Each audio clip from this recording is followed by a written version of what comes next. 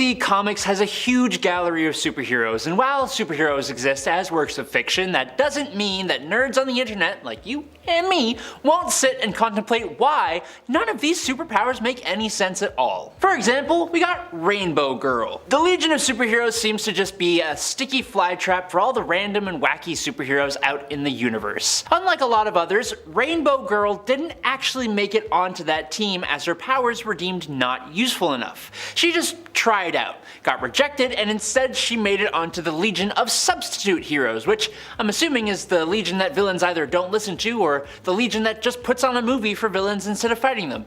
Rainbow Girl can harness the whole emotional spectrum: red for rage, orange for green, yellow for fear, green for will, blue for hope, indigo for compassion, and violet for love. But unlike the lanterns of each of those different emotional colors, Rainbow Girl has no ring to use the power through. She can just kinda do it. The problem is she just cycles through the colors impulsively, leading to terrible mood swings. Not only was this incredibly offensive, having a female hero whose main thing is awful mood swings, but it kind of makes, no sense. There is no real explanation for why her powers are the way they are, and there's no explanation for why she has mood swings or how she even uses her powers with no lantern ring to do the stuff that the rings do.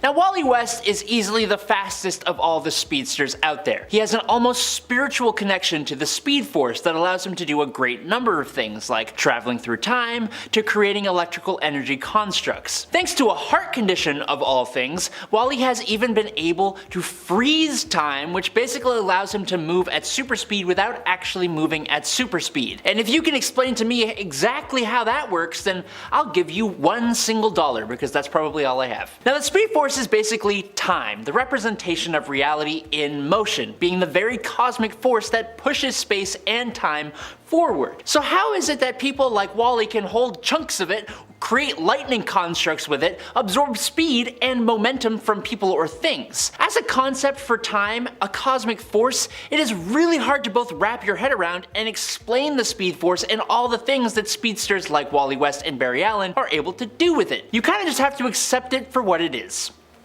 Sorry. Alec Holland was a scientist who created a restorative growth formula before being doused in the chemical by gangsters and set on fire. He jumped into a nearby swamp and was reborn as the Swamp Thing. Eventually, it was revealed that Alec Holland had actually passed away that night, and the creature that emerged from the swamp was a humanoid plant elemental creature with Alex's memories. Regardless, the Swamp Thing is basically a god. An earth elemental and avatar of the green, essentially a god of plants with unimaginable levels of superhuman strength, durability, and inability to feel pain. He can regenerate from plant life, he can move at the speed of light, alter his size drastically, shapeshift to grant himself abilities like flight and duplication, he has control over plants which allows him to teleport through plant life as well, and thanks to his connection to the green, he can even move through time, and possesses cosmic awareness, and he can even possess other humans, all from a restorative growth formula, a fire, and jumping into a swamp. Now, a whole lot of superheroes have similar origin stories, and I mean, let's be honest, how many different ways can you realistically come up with for someone to gain superpowers that actually make sense?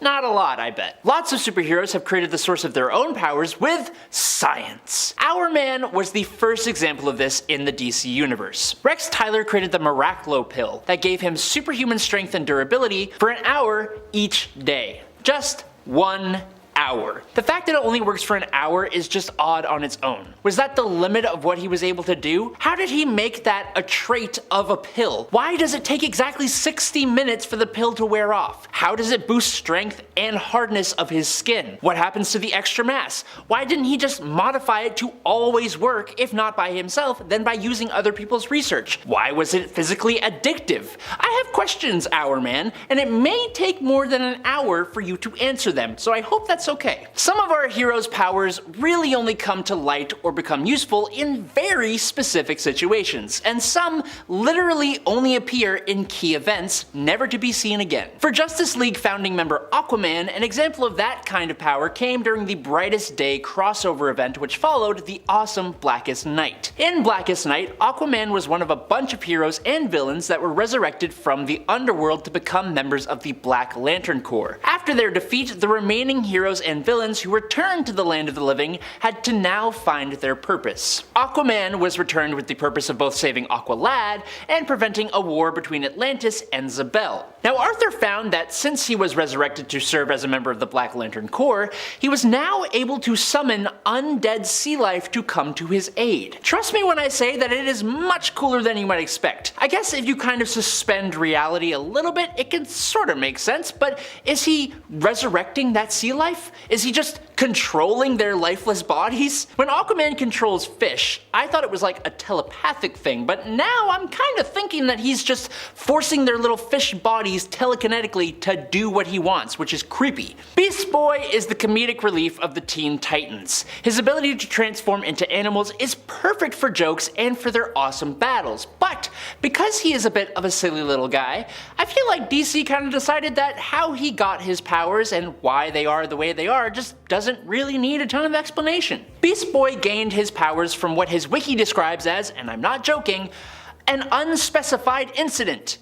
Another origin says that he gained his powers through a blood transfusion from a green monkey and gained the ability to change into any type of animal. Now, shapeshifting is a power that doesn't really make sense at all. Like, where does the extra mass come from or go to when they shapeshift? That's one that applies to all shapeshifters, but for Beast Boy, why does he only turn into animals? What keeps him from shapeshifting into humans? Now, it will be explained that his shapeshifting is a part of his connection to the mystical force known as the Red, but other characters that are connected to the Red simply use the abilities of other animals. I love Beast Boy, so whatever, but it's still kinda weird. First ever appearing in the back pages of the very first issue of Sensation Comics of 1942, which also contained the premiere of Wonder Woman, the original Mr. Terrific, and the Atom, Ted Grant is one of the world's best hand-to-hand fighters, particularly when it comes to boxing, being the one to train several other DC fighters, including Batman. Ted's dad, Henry Grant, had taught and trained him so well that Ted became a Wildcat in the ring. He eventually goes on to become a superhero named Wildcat. Cool, love it, simple. Wait. What do you mean that he gained 9 lives? So basically, while Ted spent a good chunk of his career technically powerless, eventually Wildcat was cursed by King Inferno and Zatara. You gotta love when curses actually are more like blessings though. Zatara's curse halted Ted's aging process and gave him an extra 9 lives, like this is a video game or something. It's a pretty neat curse to be able to pull off, and in fact it's so good it kinda makes you wonder why Zatara wouldn't just give it to himself or his loved ones. Next up, it's Hawkman, just the whole character. His origins have changed many different times over the character's comic book existence. In his original 1940 origin, he is Egyptian royalty who has been reincarnated throughout time as a variety of different heroes before eventually becoming the archaeologist Carter Hall. When he was reintroduced in 1961, he was now an alien cop from the planet Thanagar named Qatar Hole, who comes to Earth and takes on the secret identity of Carter Hall. 2 years later, we learned that these two different versions are actually multiversal variants of each other, with the alien living on Earth 1 and the original being on Earth 2. Then in 1986, the Crisis on Infinite Earths happens and all the worlds are combined into one, so these two people were now both Hawkman at different points in history, with the original operating in the 40s and the alien operating in the 80s. In 1994's Zero Hour, these two become just one person. Then in 2011, Hawkman is, and always has been, a space cop from Thanagar. And then in 2017, Carter Hall was now a pharaoh who reincarnates because the knife that he was hard deleted with in ancient Egypt was made of nth metal from a Thanagarian ship. And then finally in 2018, it's decided that he can just reincarnate not just on Earth, but on different planets as well. And all of his powers are because of that nth metal, which itself makes no sense. Ronnie Raymond was a jock in high school who was also, funnily enough, also an environmentalist. When Ronnie showed up to protest the opening of a new nuclear power plant, he met Dr. Martin Stein, a Nobel Prize winning physicist who worked there. When the Firestorm Matrix reactor malfunctioned thanks to one of Ronnie's compadres, Stein and Raymond were both caught in the radioactive aftermath and somehow found themselves fused together into Firestorm, the nuclear man. Now, the two men are a being with two minds sharing the same body, usually with Raymond taking the lead. Alongside the rather unique one man with two minds thing, Firestorm also gained the ability to transmute any non-organic matter, having complete control over molecules molecules. With this ability, he can do many things that honestly don't make a ton of sense. While regeneration, self-sustenance, density manipulation, shapeshifting, and all that makes sense given his molecular abilities, where it starts to fall apart for me personally is being able to walk through walls, because it's not like he's making his molecules intangible. He also has nuclear powers, which feels kind of unnecessary, and there's a few more things he can do that just push the boundary just a tiny bit. He's an incredibly powerful all-around character, but I think DC did him a disservice by making him kind of able to do anything at all and explaining it away as an added benefit of the accident that made him. Or them. Or him. I'm gonna go with him. And last up today, Superman has gone through a lot of changes during his time in DC Comics. While we now know what his powers are, and they rarely change except for when they get like augmented or there's some kind of solar radiation ability, when he first showed up, his powers were still being developed by DC, and he went from being strong enough to pick up a car, leaping 1/8 of a mile, outrunning an express train and being mostly bulletproof, to flying faster than light, having enhanced strength, developing super hearing, x-ray vision, telescopic vision, heat vision, and being able to withstand an atomic blast. It was when we got to the Silver Age though that writers kind of started to run out of challenges for the character. So they started to create stories where the character would develop a new, very specific power that he would have for just one issue and it would almost never be seen again. Unsurprisingly, that on its own makes no sense. But sometimes the powers themselves made even less sense. For example, some of the one-issue powers Superman was granted included, and I'm not joking, super ventriloquism, super weaving, super hypnosis, and shooting literal tiny action figure-sized doppelgang versions of himself out of his hands that would fight crime as well. This is a guy who has dragged tons of planets all connected by a chain, so I guess there's really no point in trying to explain anything about Superman and what he can and can't do. Now we're starting off this list a little weird and talking about Hawkeye. Clint Barton is essentially just a regular human man, but despite that, he's considered a power level 4 according to Nick Fury's intel. This is due to his incredible level of skill and ability. Hawkeye is a master of archery in the use of regular bows, longbows, compound bows, and crossbows, with basically perfect accuracy, able to fire multiple arrows at a single target in a few seconds, hitting multiple targets in a few quick strokes, and directly hitting small targets in the greatest of distances, but he also has near perfect precision with any aimed or thrown weapon. He is at the peak level of human eyesight possible. He is in peak athletic human condition with peak strength, endurance, and reflexes. He is an expert acrobat, tactician, and master martial artist. And it's seemingly all from just practice and training really hard. To show you how ridiculous this is, in Avengers Volume 3 number 14, Hawkeye was cornered by about 17 marksmen and he took them all down without taking a single life. In Hawkeye Volume 4 number 1, Clint ran into a wanted criminal in a bar and he took him down completely silently by, get this, fracturing his neck with a deck of cards. And last but not least, you know that Winter Soldier scene from the MCU with Captain America taking out all those dudes in an elevator? Hawkeye did the same thing in Volume 2 number 3 of his own comic, and that was way before Cap, who is a super soldier, I will remind you, got the credit. The Mutant and original X-Man, Forget-Me-Not, might be a case of people judging a book by its cover, because he doesn't really look too menacing if we're being honest. And to be fair, his powers do also sound pretty lame at face value. Basically, this mutant can't be remembered by anyone, and sometimes anything he meets as soon as he's out of sight. And as sad as this must be for him in his personal life, Forget-Me-Not can use this power to his advantage in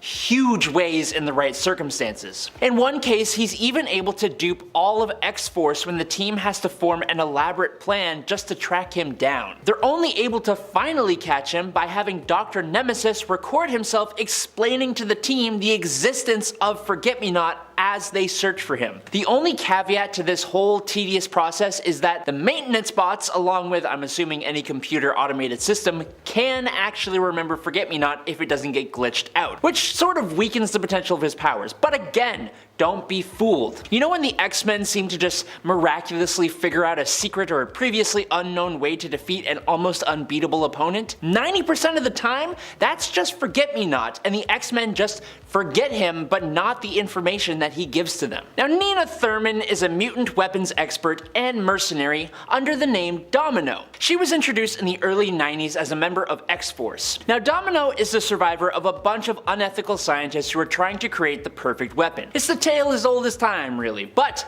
this means Domino has all the talents and skills you would expect of an expert mercenary or secret agent. But we're here to talk about powers, and Domino's are unique to say the least. Domino has probability manipulation powers, meaning she's almost always lucky. She exudes at all times a subconsciously activated field that alters the probability of occurrences in her line of sight into her favor. This means that whenever she is stressed, excited, or focused on something, things will probably go well for her and quite poorly for her opponents. Now there is a caveat to this. She needs to actively be trying to help herself for her powers to work. So, like, if debris is falling from the sky and was about to hit her in the head, she would still be hurt if she stood still. However, if she tried to avoid them, she would move perfectly to avoid each and every piece about to hit her. Now, the full potential of Domino's abilities hasn't actually been fully realized as of yet, and Marvel has a knack for updating powers whenever they want, but with an ability to be lucky, there's only a finite amount of things you cannot do. Now, while the powers of Domino are still fresh in your minds, this is a perfect opportunity to talk about Isca the Unbeaten. Isca also has a form of limited psychokinesis, which is probability manipulation, or known as the power of luck, which is probably one of the most unexplainable powers because we can't even really say that luck is for sure a real thing. But Isca takes it one step further than Domino into ridiculousness with the power of being literally unable to lose. Isca has the power to always win, no matter what. Whether that is in individual one-on-one contests, votes, wagers, or even just larger battles where she's a member of a group. In contests of skill, her powers might give her the talent she needs to win, or she might just win through improbable circumstances, quote unquote. In larger battles or even wars, her powers detect the probability of both sides winning and have literally led her to defect from the losing side and join the winning side, meaning she still personally wins. It's not that we don't necessarily understand it. I mean, I don't understand it. It's just that it can't even properly be explained without sounding just ridiculous. I love her though. I love that character. Next up, the Inhuman known as Reader has a very fitting name, as he possesses the really cool ability to make whatever he reads actually real, which if you think about it should be practically impossible and is also a truly incredible power. Reader is a part of a group of Attilan Inhumans who live on Earth that call themselves the Lore. Now, because of Reader's potentially immense power, the people of the Lore tribe took his eyes out, making him unable to actually read things. On top of this, Reader has mental blocks in place that stop him from accidentally rewriting reality by reading the wrong things. Now, how does he still read with no eyes? The same way blind people do. Braille. Reader carries around Braille cards that have single words on them that allow him to do different things in combat and in given situations. For example, he has a card that says see in Braille that, when read, allows him to see through the eyes of other people. Or the back and freeze cards, which allow him to go back in time or pause time respectively. He basically has reality warping powers, but he does have a weakness in the form of only being able to use 3 words a day that gradually become less and less powerful, which is quite the nerf, but it also makes the whole this makes no sense thing even stronger. Christina Anderson has an ability that quite a few characters in comic books have. That would be the ability to shrink. Thumbelina can reduce herself down to about 1/4 of an inch tall. Now that ability is perfectly fine in my eyes. Like I said, lots of characters can do this. My problem with Thumbelina, and also some other shrinkers, is how the heck do they retain their full-size strength when they get smaller? Or, in Thumbelina's case, how does she get stronger when she shrinks? I'm sorry to try and bring physics into any debate about superheroes and their various powers, but it makes absolutely no sense in the laws of physics that someone who is smaller can be more strong than when they were the regular size. Ants, for example, if they were the size of a person, they would be insanely strong as they are able to carry 20 times their body weight. So that's like an average human being able to carry a small SUV. But since ants are so small, that means they can carry like a leaf. Thumbelina should not be able to knock someone out when she is 1/4 of an inch tall. I'm sorry, it just shouldn't make sense. Speaking of which, Robbie Rodriguez, who goes by El Guapo, is a mutant from the Marvel Universe, but that kind of opens up a whole bunch of questions, because Robbie doesn't seem to have any powers of his own, unless you consider his symbiotic relationship with a flying skateboard a superpower. His wiki page refers to this as idiosyncratic manipulation, suggesting that Robbie actually has total control over his skateboard, but the problem with that is that his skateboard has also acted of its own accord, like when it beat him up for cheating on his girlfriend. Now, an argument could be made that perhaps that's his own subconscious beating himself up for doing the wrong thing, but that's just a me theory, and Marvel did not state this to be true at all, or really even explain his ability in any way, shape, or form. It's not telekinesis, and the board seems to have a mind of its own. You explain it to me, because I can't. Adam Narimani, or Adam X, was a genetically created hybrid of both Emperor Deken of the Shi'ar Empire and Catherine Summers from Earth, created in an attempt to introduce more genealogies to the Shi'ar Empire. Now, just as his origin is unique, so are his powers. Adam has the ability of electrokinetic hemopyrokinesis, or if you don't want to have a stroke, you can say sanguine combustion, which also sounds super cool. It basically means that he can send an electric surge through oxygenated blood, which leads to ignition of the electrolytes present in the blood, causing a person to burn from the inside out, which could result in a little subtle warming effect, which is lovely, or it could completely disintegrate a person, so there's a lot of wiggle room here. But thanks to his Shi'ar side of things, he also has enhanced strength, agility, reflexes, stamina, speed, vision, and healing. You couple all that with his awesome fighting skill and the cool cybernetic retractable claws, and he's just someone you don't want to mess with, but also, he can set fire to your blood. In our runner-up spot today, Chamber, or Jonathan Evans Starsmore, discovered his powers when a blast of psionic energy just literally burst from his torso and destroyed much of his chest and face. It turns out that Chamber is literally composed of that same psionic energy, with his body just acting as a shell for it. When his powers burst out of him, the wound was replaced by a constant glow of psionic fire, leaving him unable to speak. Instead, he can only communicate telepathically.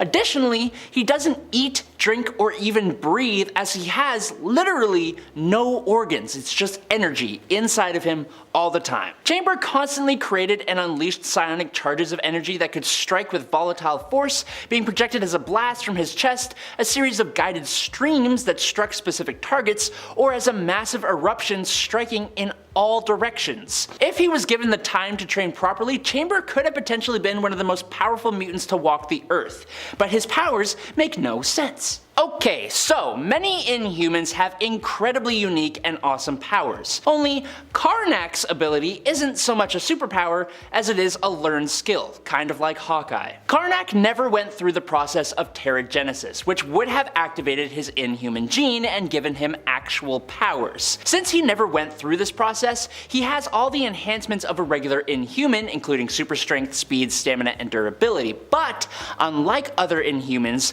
Carnac has trained himself to be an extremely powerful martial artist, and beyond that, he developed an incredibly powerful trait of being able to sense weak points, fracture planes, and stress points in enemies, objects, plans, arguments, and anything really, including concepts. Obviously, in combat, he can use this alongside his martial skill to defeat opponents even more quickly, but the applications outside of combat are incredibly useful as well. For an example, just one example, because that's really all I need, he found a weakness in death itself and was able to bring himself back to life, which you just win at that point, man. You're just done. Devil Dinosaur comes from the prehistoric past of Earth 78411. Most people think of him as just a devil beast from Dinosaur World, and yeah, he is that. But did you know that he is also a mutant? Yep, his mutant gene activated after a traumatic experience with fire. Fortunately, he was saved from those who would harm him by Moon Boy,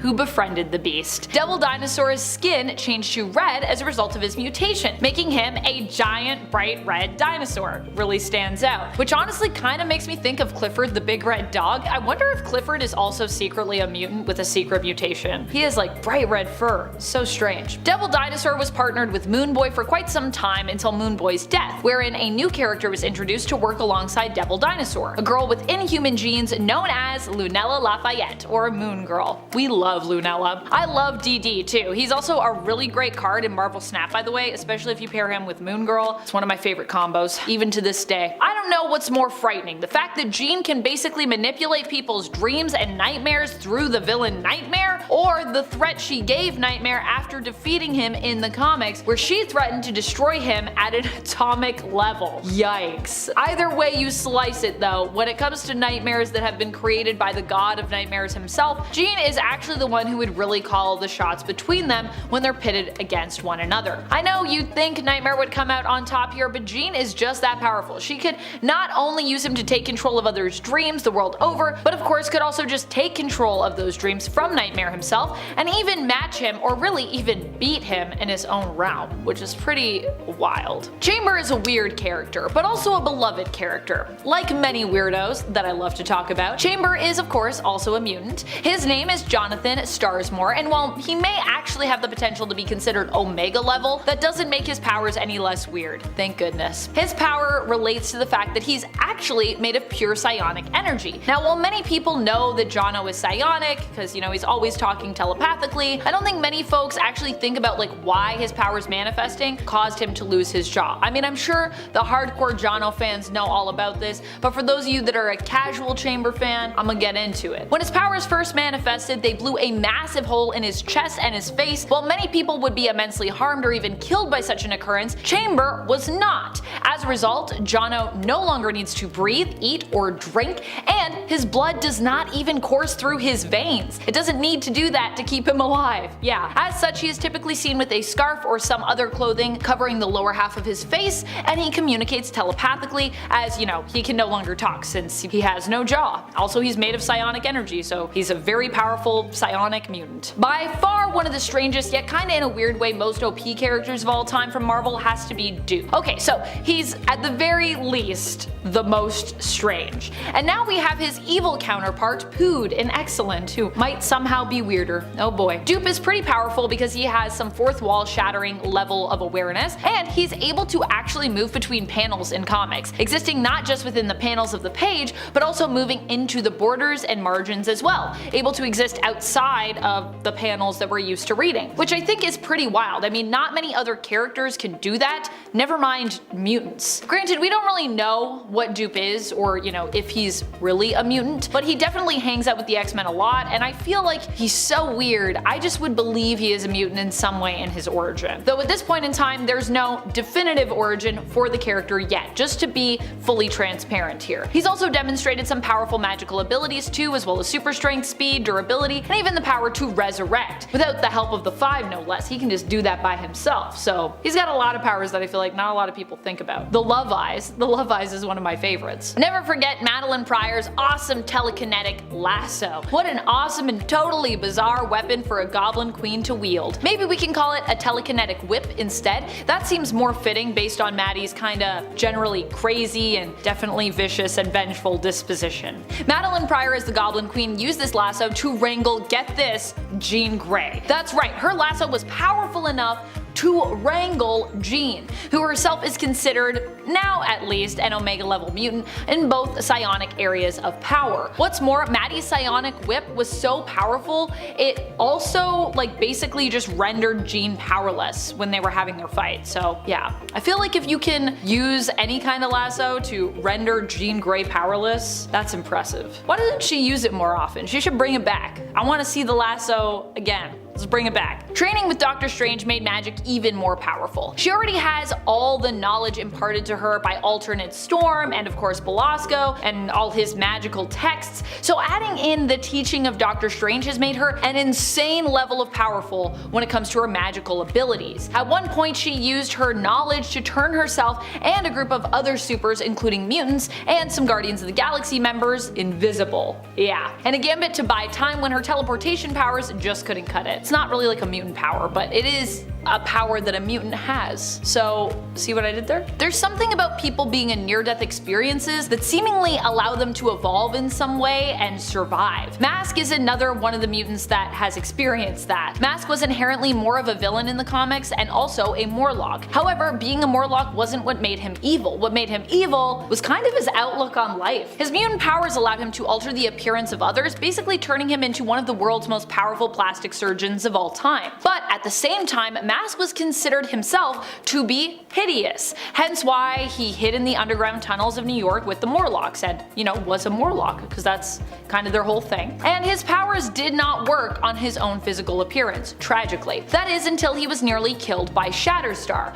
Now, to survive, he had to actually move his organs around, so this gave him the power to manipulate his appearance. He leveled up. He gained what we would call a secondary mutation. For a while, he also used his powers to appear as Marilyn Monroe while leading the Morlocks. Although now Masque has seemingly gotten over his obsession with beauty and usually chooses to just appear as he is. Either that or people forgot that this power existed, but I'm gonna go with the route of, Masque just loves himself now, because I like that story for him. Moira was usually known as more of an ally to the X-Men for many years, and none of us would have ever suspected that she had powers at all. She has been known as a mutant ally throughout many comics, often Charles Xavier's ill-fated lover, and if you don't see her as being a major player in the comics, let me just remind you that she was the one who figured out how to cure the legacy virus, and I honestly think that elevated her even to a superhero status if we're talking about it. We found out Moira MacTaggert was a mutant recently in modern comics during the House of X series. We learned that she had done more than just die in the comics. We learned that her powers allowed her to actually be reborn, but not in a traditional sense of superpowers. This isn't a healing factor or a resurrection. Her powers actually allow her to relive her life again. Yeah, so it's kind of like a reincarnation. From birth to death, starting in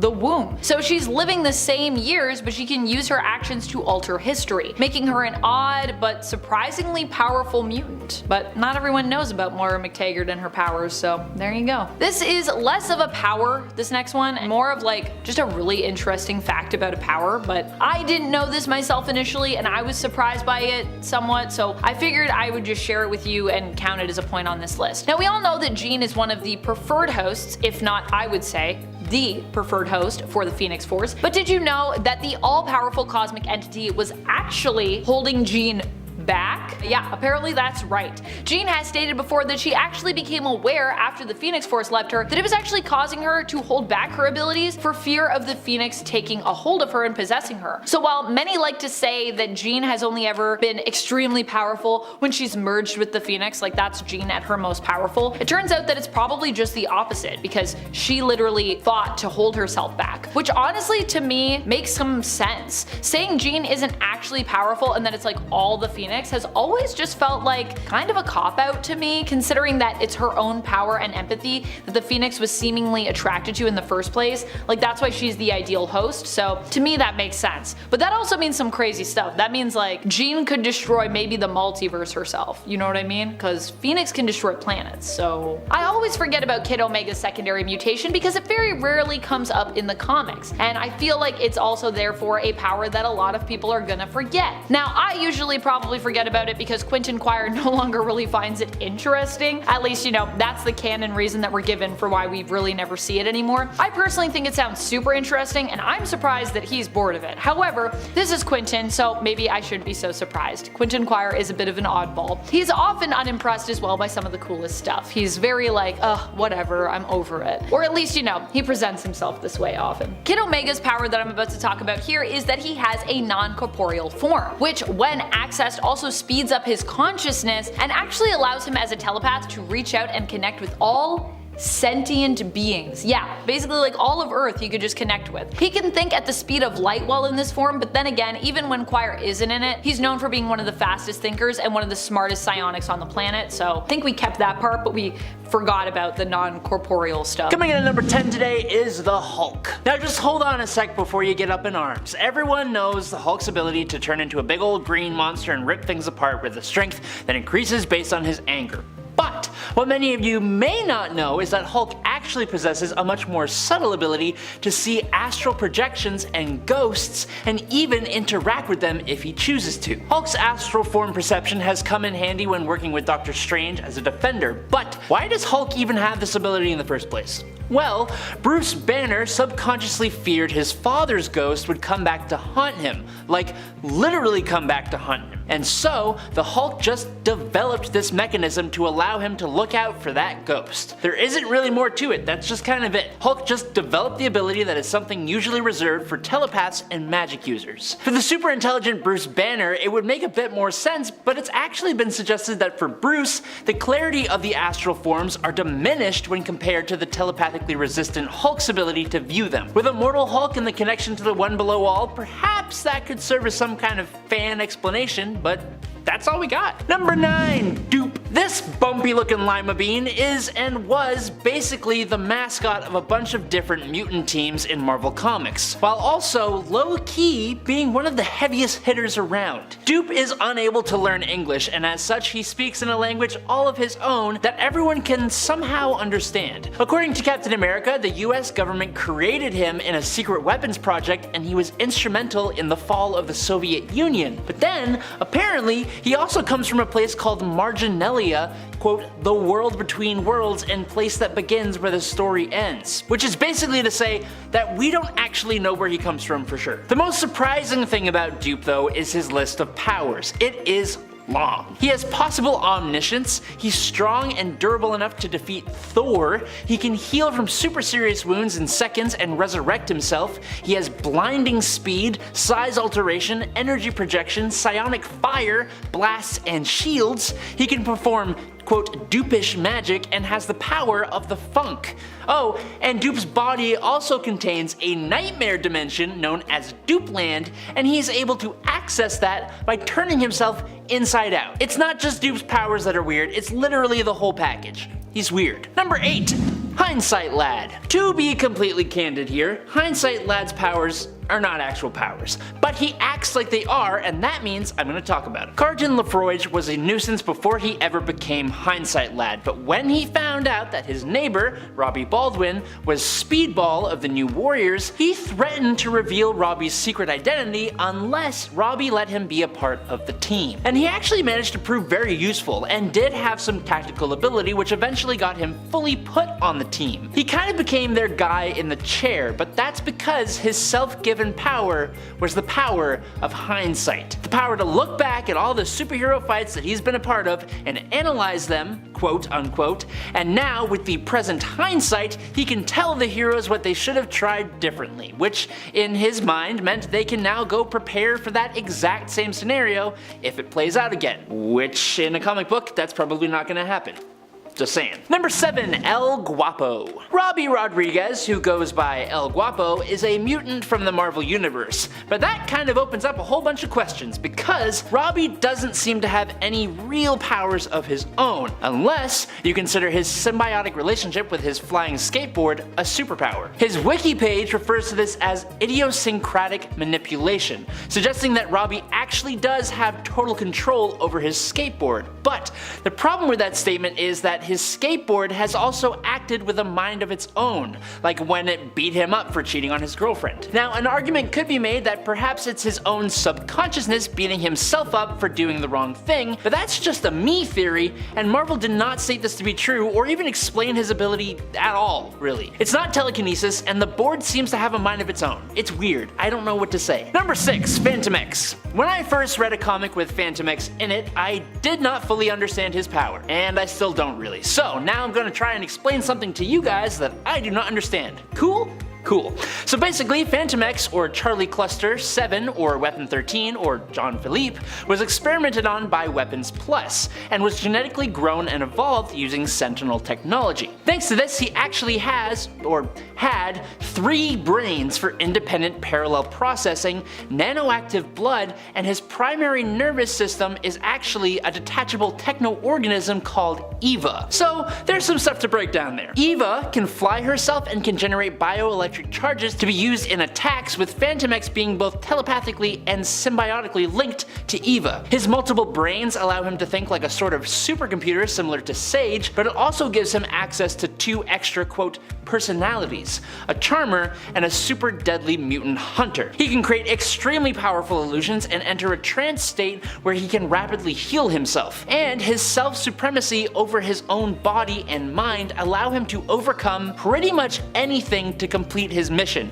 including mind control. I can't talk too much more about him because of time, but know he has enhanced senses, is a dope fighter, and does not create any kind of odor from his own body. Just look into the guy, he's really weird, but he's also really cool. Number 5. Isca the Unbeaten. Isca is thousands of years old and is the sister of Genesis, who is the wife of Apocalypse. So fun little fact for you. She is a hardened warrior who respects power and strength like the other mutants of Miraclo, and her powers kind of reflect that. Isca's power is psychokinesis, which is the power over luck and probability, but specifically, her power means that she cannot lose, or the better way to say it is that she always wins. This includes one-on-one contests, votes, and wagers, but also larger battles where she is a member of a team or an army. In contests of skill, her powers might give her the talents she needs to win, or she might just win through, quote, improbable circumstances. So far, it's sounding pretty good. Always winning is so good, it just sounds like ridiculous and lazy writing. It kinda is. But it also means that in larger battles or wars, her powers weigh the probability of the 2 sides and literally make her defect from the losing side and join the winning side, even if the losing side was composed of those she truly cares about, meaning that even though she still technically won, she betrayed her closest friends and allies. Her power has also famously been used against her and one of her allies. When Tarn the Uncaring faced off against Magneto, the mutant Sunspot bet Isca that Tarn would win. So because she would be betting against Tarn, someone she's fought beside for thousands of years, he was actually easily wiped off the face of Mars by Magneto, who crushed his head like a cherry. Her power is really good, it's just got some really crummy loopholes sometimes. Number 4. Adam X. Adam Naramani is honestly quite a bit interesting. He was a genetically created hybrid of both Emperor Dekun of the Shi'ar Empire and Catherine Summers from Earth, created in an attempt to introduce more genealogies to the Shi'ar Empire. Now, just as his origin is unique, so are his powers. Adam has the ability of electrokinetic hymopyrokinesis, or if you don't want to hurt yourself trying to say that, you can also say sanguine combustion, which sounds way cooler. It basically means that he can send an electric surge through oxygenated blood, which leads to ignition of the electrolytes present in said blood, causing a person to burn from the inside out, which could result in a little subtle warming effect, or it could completely disintegrate a person. So there's a lot of wiggle room here. Thanks to his Shi'ar side of things though, he also has enhanced strength, agility, reflexes, stamina, speed, vision, and healing. Couple all that with his awesome fighting skills and the cool cybernetic retractable claws that he has, and Extreme, which is his name, is someone you probably don't want to mess with. Number 3. Tag. I actually kinda wish I had Brian Cruz's power. It just seems like the perfect chaos creating ability, and that to me is hilarious. Tag's ability, known as the Pariah effect, allowed him to use a form of telepathy when he touched someone that caused the target to emit a psionic signal, which would make them a target for others to run away from or run towards. Whichever way people would run, they would do it while being fully aware of what they were doing, but unable to control themselves. If they were being controlled to run away, they would continue to do so until they were about 100 feet away. But if the signal caused them to run towards whoever was, quote, it, then they would dogpile on top of whoever that was. What's strange, other than everything about this, is that he could also control who was affected by the ability, but like how?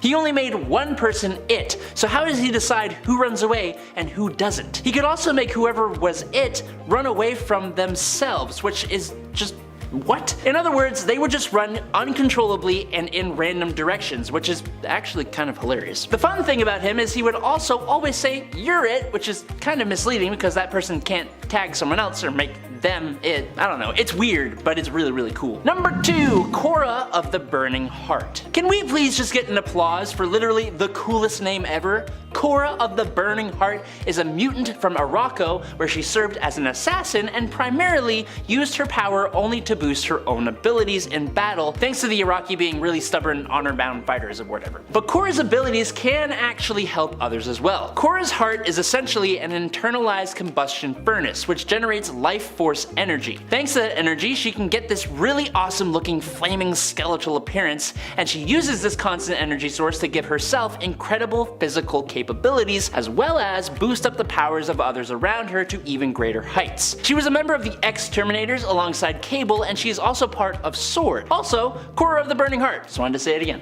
Number 1. Chamber. Chamber, or Jonathan Evans Starsmore, discovered his powers when a blast of psionic energy that burst from his torso destroyed much of his chest and face. That doesn't sound good, but it turns out that Chamber is literally composed of that same psionic energy, with his body just acting as a shell for it. When his powers burst out of him, the wound was replaced by a constant glow of psionic fire, leaving him unable to speak. Instead, he can only communicate telepathically. Additionally, because he is made of energy, he does not eat, drink, or even breathe because he has no organs. Chamber constantly created and unleashed psionic charges of energy that could strike with volatile force, being projected as a blast from his chest, a series of guided streams that struck specific targets, or as a massive eruption striking in all directions. If he was given the time to train properly, Chamber could have potentially been one of the most powerful mutants to walk the earth. Also, in one story, he's used as literally like a jet engine on a spaceship. It's really weird, but super cool.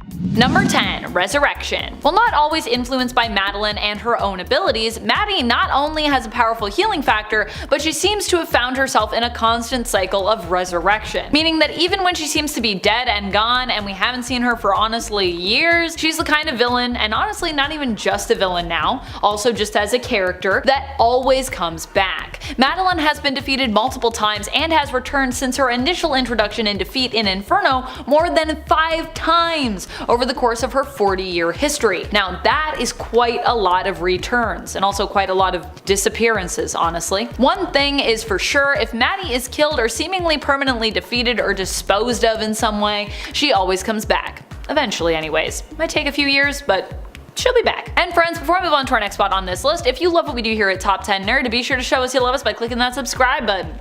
Number 9. Phoenix Force. The Phoenix Force is literally a part of Madelyne Prior. No, seriously, she wouldn't exist without it. While some might argue that Madelyne Prior is a weaker version of Jean Grey, those folks likely don't understand her origin. At least her retcon origin.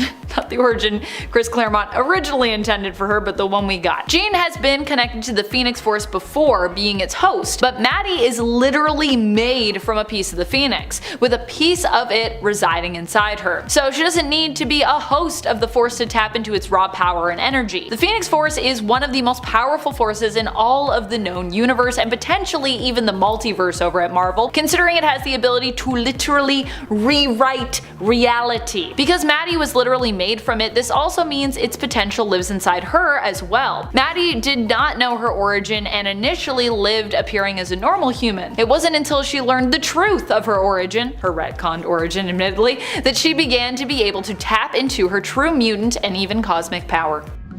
Number 8. Psychic Link. Madelyne Prior has the ability to link her mind to another being. We see her doing this during the initial Inferno event, and honestly, it's pretty scary. It is in doing this that she almost completely destroys and defeats Jean Grey during their fight against one another. I can't even imagine having my mind psychically linked to someone, especially not someone who looks identical to me and seemingly kinda stole my life. I mean, whichever way you want to look at that, either from Jean's perspective or Maddie's perspective, they could definitely definitely both share that perspective when looking at the other of someone stealing someone's life. Initially, the two women shared a psychic link, one that Madelyne later exploits during Inferno in an attempt to kill Jean, although of course through harming herself. Madelyne's plan at that point is to basically take her own life, thereby destroying Jean through their link, thereby taking Jean down along with her. If I'm going down, you're coming with me, and I'll go down if it means I can defeat you.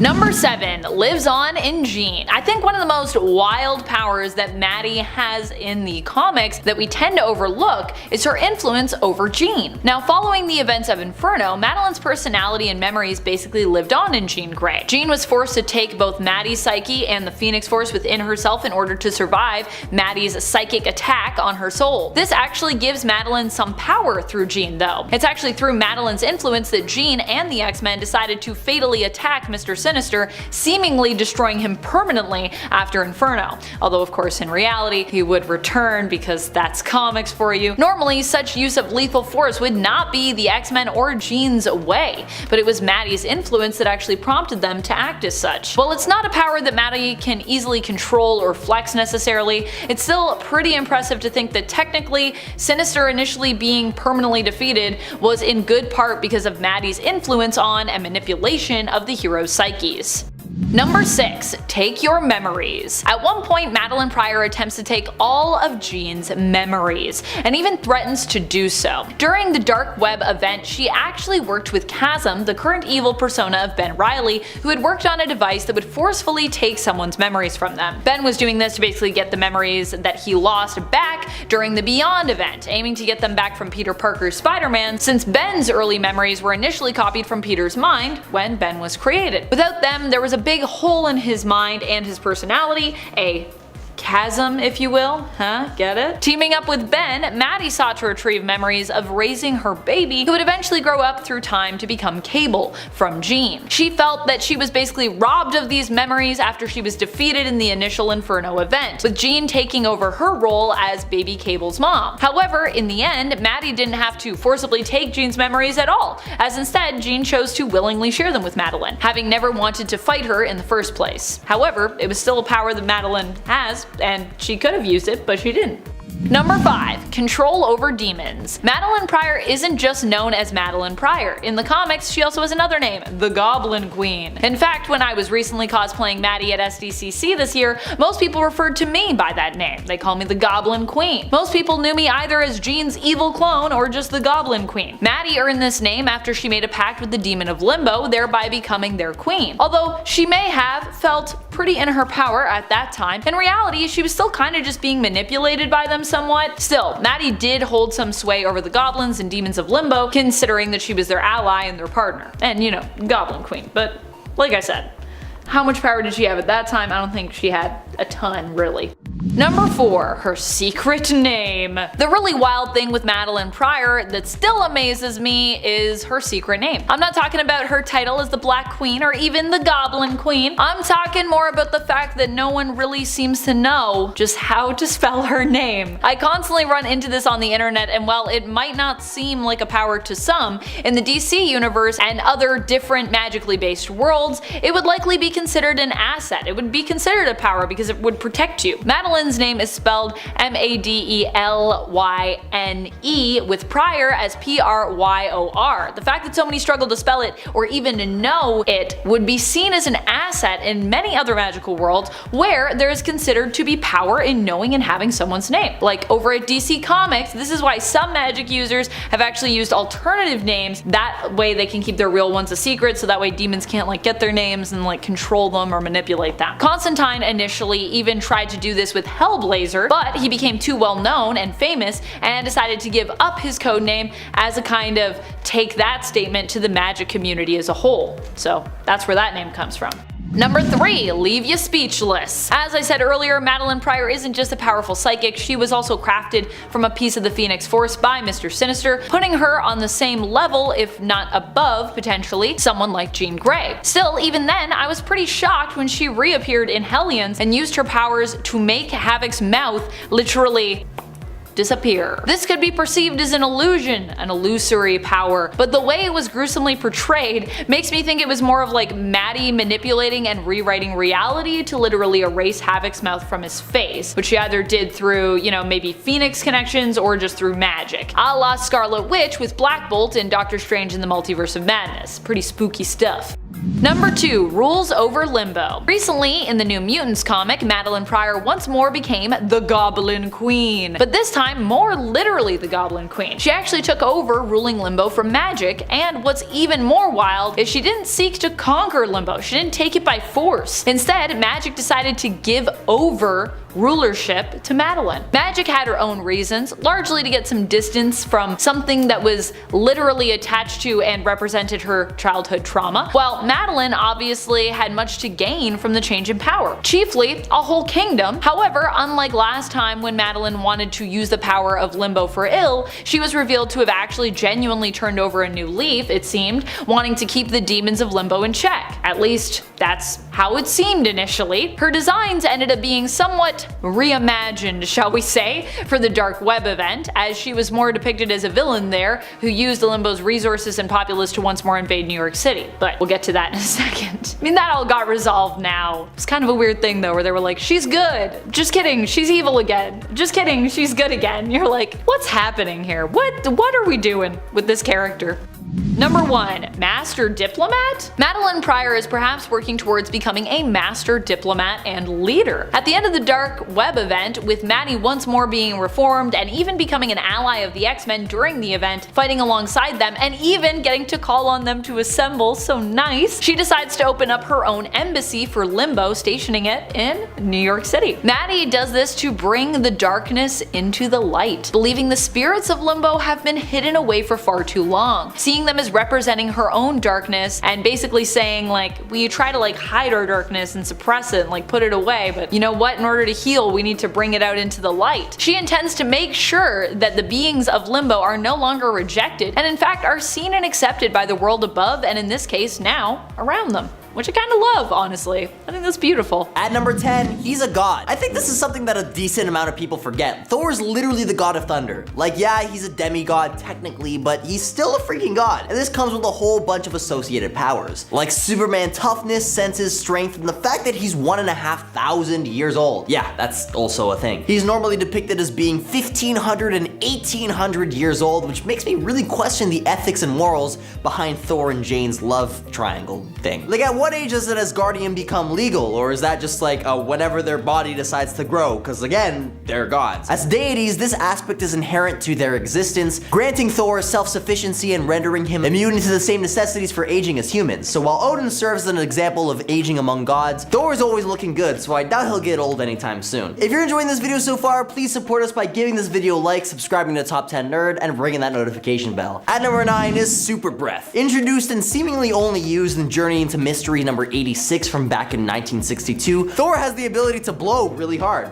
Okay, wait, let me rephrase that. He will blow you to kingdom come. No, that's even worse. There's no good way to say it. Well, what I mean is that Thor's god lungs are so powerful, he could actually cause a hurricane with an exhale. In the comic in question, a villain known as Zarko tries to shoot Thor with a pew-pew that would send him to another dimension, but to stop this from happening, Thor uses his super breath, which is described as a hurricane force, to get out of it. No idea how breath can save you from entering the 4th dimension, but hey, all bets are off with this one because it was only used once, and of course, in the comics. There will never be an explanation that makes sense. At number 8 is Super Speed. Thor, a deity wielding the mighty Mjolnir, possesses astonishing speeds in his arsenal. He isn't just renowned for his immense strength within the Marvel Universe, but also his extraordinary swiftness, surpassing even the speed of light. This remarkable velocity enables Thor to outpace Quicksilver, a prominent speedster among the X-Men, essentially Marvel's answer to the Flash. While an exact measurement of Thor's velocity remains elusive, he has indicated that on Earth his speed is supersonic, yet when traveling in space he can circumnavigate the sun and span the universe in mere seconds, feat made possible by Mjolnir's ability to transcend time and space. Indeed, Thor's exploits include even freaking time travel. At number 7 is All Tongue. Well, this might sound like something you'd see on a Toronto guy's Tinder profile. It isn't exactly what you'd think. An Asgardian deity responsible for safeguarding the 9 realms, Thor's duty often requires interactions with vastly diverse races, many of which communicate in distinct languages. And although filmmakers tend to simplify matters by having everybody speak English for audience interpretation, the comic version of Thor possesses the remarkable ability to converse fluently in the language of all 9 realms. He can actually choose which language to use during a conversation. This remarkable skill is known as the All-Tongue, a gift that ensures whoever communicates with him will hear his words in their native tongue, allowing for seamless understanding. So basically, Thor can talk in whatever language he wants, and everyone he's talking to is able to understand him. Like a live-in-the-moment translator that actually gets the grammar right instead of just being a literal word-for-word translation. At number 6 is Warrior's Madness. Comic books and movies have depicted numerous instances where heroes find themselves facing superior and overwhelming forces in battles. Tactics they employ to survive against insurmountable odds and achieve victory can be attributed to a range of factors, and among these heroes, Thor stands out as someone who's endowed with such an ability which, if harnessed, has the potential to significantly impact not only his adversaries but also all those close to him. When he's in a pinch, Thor can call upon the Warrior's Madness. The Warrior's Madness, also referred to as Sin Unpardonable, stands as Asgard's most forbidden affliction under Odin's decree. Those afflicted bear the weight of a dire penalty, with only the most solemn sacrifices capable of redemption. This malady grants Thor a tenfold surge in strength and endurance, yet perilously endangers his mental well-being. It manifests through symptoms such as berserker fury, intense migraines, erratic thoughts, savage and animalistic actions, uncontrollable behavior, and irrationality. At number 5 is Earthbending. During the early 2000s, a series of intricate events led to numerous Asgardians becoming trapped within the bodies of ordinary humans. This continued until Thor emerged from his prolonged slumber, breaking the cycle of Ragnarok and establishing a new Asgard above Oklahoma. Thor's return marked a rebirth, unveiling his extraordinary power over Earth itself, elevating him to one of the mightiest Asgardian deities. Embracing his elder god lineage, Thor's abilities expanded beyond mere weather manipulation. He gained dominion over vast chasms spanning continents and trigger earthquakes. In moments requiring more than weaponry and brawn, the creation of chasms to separate Thor from his adversaries proved to be an essential strategy. At number 4 is teleportation. In 2000, Marvel introduced the Ultimate Marvel Universe as a way to refresh long-standing characters with new variations and minor reboots. On Earth 1610, many of Marvel's iconic figures underwent an updated and reimagined depictions, including Thor, who exhibits a distinct divergence. In this rendition, Thor's reliance on Mjolnir for his abilities is diminished, showcasing a more arrogant and resilient warrior. Unlike his traditional counterpart, Thor from 1610's powers are not solely derived from Mjolnir. Rather, they're channeled through the enchanted hammer, resulting in a significant reduction of his power level within the Ultimate Universe. However, this drawback is balanced by his new form ability to teleport through rune magic. Reports suggest that he can traverse vast distances, spanning cosmic expanses and bridging dimensions. Despite these unique traits, the full scope of Thor's capabilities in this universe remains a mystery. At number 3 is Anti-Force. Beyond its association with potent lightning bolts, Mjolnir possesses a versatile range of abilities. Among these, it can harness and manipulate diverse energies, unleashing multitude of formidable blasts. The Anti-Force stands as one of the most formidable, albeit used sparingly, and a weapon of last resort against adversaries who defy conventional defeat. The Anti-Force's immense destructive energies are inherently pervious, capable of obliterating entire planets. Thor can now create, shape, and manipulate anti or negative forces, which work in different ways depending on the force. Anti-gravity, for example, would repel objects instead of retract. Anti-electromagnetism would cause like charges to attract and opposite charges to repel. Anti-friction and anti-velocity would speed up objects or flow instead of resisting them. Anti-strong force would cause nuclei to explode, and the anti-weak force would cause radioactive growth instead of radioactive decay.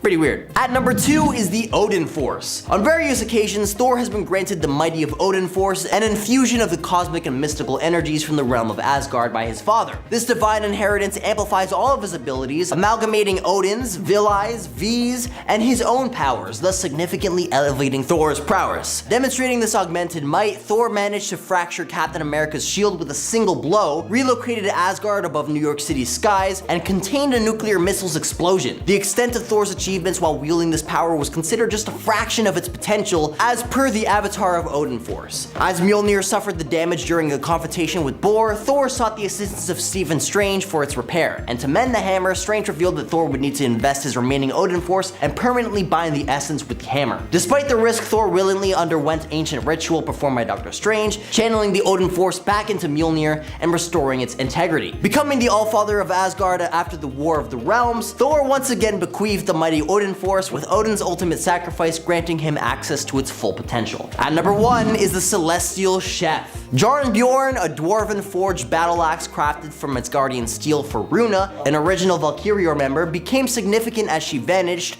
absorbed by the Headless Celestial. Stored in Asgard's arsenal, the weapon was later wielded by Thor before he possessed Mjolnir. In the 9th century, struggling to lift Mjolnir, Thor utilized Jarnbjorn as his primary tool against various earthbound adversaries such as frost giants, trolls, and dragons. During the 11th century, Thor empowered the axe with his blood to permeate celestial armor, confronting Apocalypse. However, Thor eventually lost Jarnbjorn, which was later claimed by Kang the Conqueror from Baron Mordo's tomb. The Apocalypse twins, Uriel and Aemon, took the axe from Kang and employed it to slay a celestial gardener, becoming the new Apocalypse and orchestrating a plot to incriminate Earth for its demise. The twins manipulated Scarlet Witch to save mutants while humanity faced destruction, leading to the transportation of all mutants to their Ark, leaving Earth and its inhabitants behind. Number 10, Detective Chimp. Detective Chimp might just be a chimp who also isn't necessarily known for his fighting prowess and strength, but he's also an extremely intelligent chimp who is considered to be one of the greatest detectives Earth actually has. Not only that, but he's also been tied to the realm of mysticism after he gained the Sword of Night. And friends, before I move on to our next spot on this list, if you love what we do here at Top 10 Nerd, be sure to let us know that you love us by clicking that like button. Seriously, it feeds the algorithm. Feed the algorithm. Number 9, Forge. Forge is kinda squishy in comparison to some other physically tougher and more durable heroes out there, which is why he makes our cut here. And he's not particularly well known for his fighting prowess, but he is well known for making cool stuff, especially cool weapons, and because of that, he is actually extremely useful. Many also forget that Forge has experience with shamanism and not only has a mutant origin, but an origin that is also attached to the world of magic and mysticism, which honestly is pretty cool. However, for those who want to argue that Forge could march in there alongside someone like Cyclops, I think he'd actually prefer to outfit someone like Cyclops to march into action in his stead, but super souped up so that Cyc alone could stand in for a whole small army of heroes, and of course, Forge himself. Be like, I'll just make you super cool, you go in there, and then it's basically like there's two of us because you're gonna be that cool. Number 8, Fury. This version of Fury we're focusing on here is mainly known by the name of Lita Hall. This version of the character had her origin changed following the events of Crisis on Infinite Earths. Instead of being Diana Prince, Wonder Woman, and Steve Trevor's daughter, she would become known as the daughter of Helena Cosmatos, also Fury, who was raised instead by Admiral Derek Trevor and Miss America, aka Joan Dale Trevor. In the Sandman universe, she was once the partner of Hector Hall, and the two are going to have a child together when Hector tragically dies. While dead in the real world, Hector's consciousness becomes suspended in a pocket of the dreaming, with Brute and Glob turning him into their new Sandman after Dream's imprisonment. Lita is visited by Hector in her dreams and eventually chooses to stay with him there, but because their child is conceived in the dreaming, he ends up being claimed by the Dream Lord Morpheus once he himself returns. He forces Hector's spirit to move on and explains that one day he will come for Lita's child, who belongs to the dreaming. Despite her Amazonian-like abilities, Lita can be seen as weak in the traditional superhero sense, as she doesn't act as a hero in Neil Gaiman's Sandman series, and instead attempts to pursue a simple, normal life with her son. However, she gets insane anxiety when it comes to being separated from him at any moment because of Dream's threat to one day claim him. Number 7, Dazzler. Dazzler is here not because of how weak she seems, but because of how truly incredible her powers are. The only thing that really makes her seemingly useless is the fact that Alison Blair typically prefers to use her powers for her performances as opposed to being, you know, the team leader for the X-Men, which honestly, she easily could be, and actually has been in regards to multiversal teams that exist. She's played the role of leader before, both with her band and with her fellow mutant heroes, but not for the main X-Men team. No, no, no. Dazzler has powers that have been described before to be potentially unlimited in terms of just how much damage she could do. She can transmute sound into light, and while her light shows in her concerts might seem kinda tame, she has also used her power set to defeat and defend against heavy hitters like Ulysses Claw, who she permanently defeated, Enchantress, and the Hulk. Number 6, Witchfire. I think Witchfire is a super cool hero. She not only looks cool, but she also is a magical hero, one of the most powerful kinds out there, if you ask me. One of them. Not the only one, but definitely one of my tops. But still, among those who are gifted with magic, Witchfire's Rebecca Carstairs usually ends up being regarded as lower on the totem pole.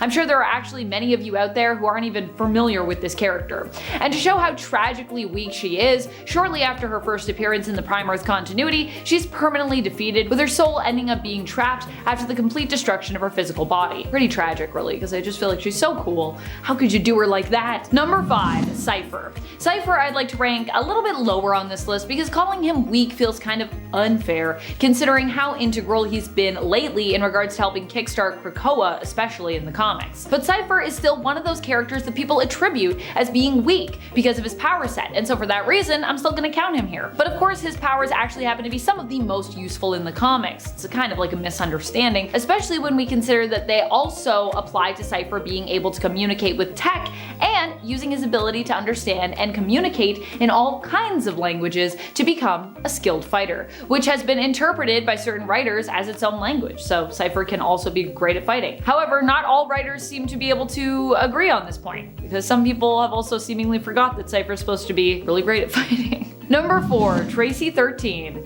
Tracy 13 is a magic user who isn't as well known as others like Zatanna, John Constantine, or Dr. Fate from DC Comics. And in that regard, considering she hasn't had as much of a chance to prove herself, she could be considered weak. That being said, she still is a magic user and one who is the daughter of both a magical skeptic and a powerful sorceress, meaning that she possesses both the knowledge of when to be doubtful about someone's prowess and skills and the natural aptitude to perform magic herself, learning from her mother before her mother passed away. In the Primar's continuity, the type of magic that Tracy uses is actually known as urban magic, which allows her to fuel her abilities through the power and spirit of sprawling and built up cities. Personally, I also think that's just like a super cool, like niche magic thing, urban magic. Number 3, Doop. Unsurprisingly, yes, a lot of seemingly weak heroes who actually happen to have pretty impressive powers come from the mutant camp of Marvel Comics. Although I don't know if it's ever actually been cemented exactly what Doop is at all, whether that be mutant or something else entirely. Maybe an alien, who knows. However, Doop has definitely found a home with the mutants, so I think we'd still consider him to be an honorary mutant at the very least if we wanted. Doop has to be one of the weirdest characters of all time, especially when it comes to his storylines. Doop is also weirdly romantic for a floating green alien language speaking creature that was possibly created as a result of government experimentation. Kinda looks like a jelly bean. Yet also somehow he has a mother. Doop is a ridiculous character, but when he needs to, he seems to be able to exhibit almost any superpower one could think of. Number 2, Booster Gold. Booster Gold could be considered weak because his powers aren't even really powers that he was born with or incurred from a wacky lab accident gone wrong or like worked really hard to earn like abilities, but instead are fueled by technology that he stole in the future, which is where, or rather when, he's from. The future. He used tech to travel to the past and with his knowledge of the past as well, aimed to become a hero in that time period. There, Booster used his tech as well as his knowledge from the future to try and become a hero. And well, he succeeded! Hooray! However, just because Booster can do things like time travel doesn't mean he's always the best at heroics. Case in point, the time he tried to give a gift to Batman and Catwoman in honor of their wedding. His gift was to travel back in time and prevent Bruce's parents from being lost to him all those years ago. But in so doing, this also prevented Bruce and Selena from ever getting together and also caused, well, a lot of other problems. I mean, Batman wouldn't be Batman without that loss, right? Potentially. Yes, actually, I think that story confirmed that. Number 1, Squirrel Girl. Squirrel Girl is one of my all-time favorite heroes, even if some out there consider her to be weak sauce. Not me though, I see her true strength, but I can't ignore the fact that on paper, her powers, her mutation, well, it all does sound pretty ridiculous. And she should, by all intents and purposes, not be as OP as we know her to be. However, that being said, I feel like we need to acknowledge the fact that Doreen's abilities, or more specifically, her people skills, are honestly insanely powerful. Squirrel Girl has the ability to befriend pretty much anyone, no matter their alignment. And she is really, and I mean really, good at helping convince criminals to call it quits, either for the day or honestly, for like the rest of their entire lives. Number 10, Victor Zsasz. Victor Zsasz is literally just a dude with a knife and a penchant for taking lives. Granted, I'm sure he's pretty strong. I've seen him drawn as such, at least, with at times his muscles being made to look like they have muscles. But then again, he's also been drawn as having a kind of wiry frame as well. In fact, I'd even go so far to say as his wiry frame is more the status quo than his like super jacked version. Zsasz doesn't actually have any powers to speak of, but he does have an obsession for taking lives that often makes him one of the most dangerous foes around. He's relentless, and that's what you need to watch out for. Zsasz won't stop until he gets what he wants, and is also even able to ignore injuries he sustains whilst fighting to claim a life. Basically, he's just like insane. So you don't want to fight him. But also, he's just a dude. And friends, before I move on to our next spot on this list, if you love what we do here at Top 10 Nerd, be sure to show us you love us by clicking that subscribe button. Number 9, Kraven. When you think about it, Kraven is kinda just a guy who's really good at hunting. But that's kind of about it. I mean, he does have some augmentations thanks to a magic potion that he drank, but he's ultimately just a man. In the end, Kraven actually did end up perishing too, so the version of him that we have in the comics now isn't even really the original version of Kraven. He's actually a clone of Kraven who was introduced as basically one of his pseudo-sons. This version of Kraven would end up taking his father's place. I think one of the most powerful abilities or powers that Kraven has is the ability in this way to kind of not die. Even the original Kraven did perish earlier on and was resurrected, and when he passed away more permanently, he lived on with his clone, Kraven 2. The last son of Kraven, which is also like really weird that he had a bunch of clones considering he actually does have sons. I'd be insulted if I was the son. Number 8, Golden Glider. Golden Glider is Lisa Snart, sister to Captain Cold's Leonard Snart and longtime girlfriend of another fellow Rogues member, Mirror Master. Golden Glider is a pretty cool and underrated character, I think. She never wanted superpowers in the Prime Earth continuity version of her story, but you know, she got them anyway. This happened when the Rogues attempted to merge their weapons with their DNA to grant them actual superpowers. Normally they just have weapons. The device they were using exploded and Lisa was caught in the crossfire, leaving her physical body comatose but granting her astral projection powers, which she could use to phase and turn invisible. Number 7, Bullseye. Bullseye isn't necessarily known for his amazing strength or anything like that. For all intents and purposes, he's pretty much just a dude with a reinforced skeleton, thanks to him receiving an adamantium upgrade back in the day. At least that used to be the canon explanation for how he became so durable. However, he is probably one of the most skilled marksmen in the world. In fact, I'd even argue that he's a better marksman than Hawkeye is. Bullseye is the villain primarily of Daredevil, but he's also fought against other heroes before, and honestly, every time he fights a hero, for the most part, he seems to fare pretty well. And even when he fights other villains too, I'd say. This is the man who was made famous for taking Elektra away from Matt Murdock and brutally defeating her. And I mean brutally. This is especially impressive when you consider how deadly Elektra alone is. The fact that he was able to take her out is honestly pretty astonishing. Number 6, Mirror Master. For a Flash villain, Mirror Master is not necessarily fast on his feet, but he does have speed in another sense. Mirror Master brings with him his mirror gun and mirror technology. This tech allows him to travel to alternate dimensions and teleport. Teleportation is kind of like super speed, but holds back any of the excuses needed to protect you or whoever you happen to be saving or running with from burning up, which is something you have to have when you're a speedster. You gotta have those excuses, otherwise it's not gonna be pretty when you're running with people. Mirror Master for this reason might not be winning any foot races against any of the heroes, the Flashes, but as long as he's got his mirrors, he can definitely still beat them to the finish line, and even beat them to the finish line across multiversal realities. So, just because his powers, if we're talking Prime Earth, or abilities, if we're talking New Earth, are tied to mirrors, doesn't mean that you should underestimate him. Number 5, Arcade. Who is Arcade, and what makes him so seemingly great and dangerous? And does he own an arcade? No, not really. But what does make him great and dangerous is probably his creativity, and his genius intellect. Arcade doesn't have any powers of his own, but instead crafts death traps in a place that he calls Murder World, typically a place that he builds with his own resources and his own manipulations. He does this by holding hostage people that his employees, or his victims, who are kind of one and the same sometimes to be honest, care the most about in order to make them play his games, or help him run the games, if they're working for him. And while he might seem ridiculous and look kind of atypical for what you'd imagine a master villain to look like, especially a terrifying one, that bow tie though, he ultimately is very good at putting people in terrifying positions that will even make you, as the reader, squirm at times reading about them. I know I do sometimes when I'm reading Arcade. Oh, He's kind of creepy. Number 4, Killer Moth. Killer Moth never comes out on top, which is why a lot of people consider him to be a weaker villain in the DC canon. But at the same time, he should actually be capable of so much more, which is why I included him here on this list. And there have been a few times that he's proven that he could do more. Killer Moth shares similarities with the esteemed and accomplished hero Batman. Both are fans of using gadgets to enhance their fighting prowess and make up for areas where they otherwise might lack, due to basically neither of them having superpowers. The problem with Killer Moth is simply that he doesn't understand how to best utilize his gadgets and equipment, which is why he is usually very quickly defeated as opposed to becoming a serious threat. Number 3, Weasel. Weasel is Jack Hammer, once the ally of Deadpool turned villain against him. His abilities had more to do with getting weapons and getting them into the hands of certain people who needed them. He was basically a glorified arms dealer when we first got to know him, helping to outfit Wade. Eventually, Weasel saw the people he was allied with as his enemies and decided to turn on them, becoming known later as Patient Zero, an alias he took up. He was a pretty ruthless villain, but at the same time, he isn't actually known for having any specifically inherent powers. Even when he was powered, I would say that was not really what made him so dangerous. What makes him so dangerous is his ability to manipulate situations and, with his genius intellect, turn people against one another. Despite the fact that Deadpool did his best to save Weasel before he ended up perishing when the Assassin's Guild was looking for him, Weasel still blames Deadpool for everything that had gone wrong in his life, including his recent death and his return to hell. It was then that Weasel was able to make a deal with Mephisto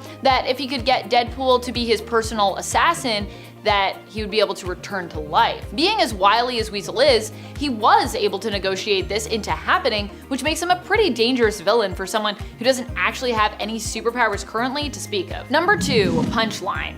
Punchline isn't super weak, but she is super new, having only been around for a few years in the comics, and so because of this, many people see her as a weaker villain, being a new kid on the block. You know, she hasn't really earned her stripes yet. But at the same time, she shows great potential. One of the things that I think is so impressive about her is how straight up ruthless she seems, preferring to prioritize her own bigger picture over anyone else that she might be working with or working for. That, and she's already shown great aptitude for chemistry and poison/toxin making. Number 1, Bob. Weirdly, but also I guess kinda unweirdly, Bob, who is the initial reluctant ally of Deadpool, ends up also becoming one of his villains. Not his greatest villain or anything, and not a big villain that we all talk about, but definitely, I would say at one point, one of his villains. But while Bob has a long list of weaknesses, he also used to work for Hydra, so he may have some knowledge of Hydra that could be useful. And while his plans don't usually go to plan, he does have some pretty decent ones. Enter his plan to send an alternate version of Deadpool, known as Hulkpool, back in time to kill Deadpool. I mean, he sent him to the wrong timeline, but still, that's a pretty cool plan. And the fact that he had access to a time platform to enact this plan was pretty impressive, honestly, especially for Bob. Granted, this plan did not work, so he still remains probably the weakest villain on this list, hence why I'm putting him at our top spot, but also still has the potential at least to be an epic villain at some point in the future. I certainly would love to see it. I don't think anyone would be expecting it if Bob was master villain all of a sudden.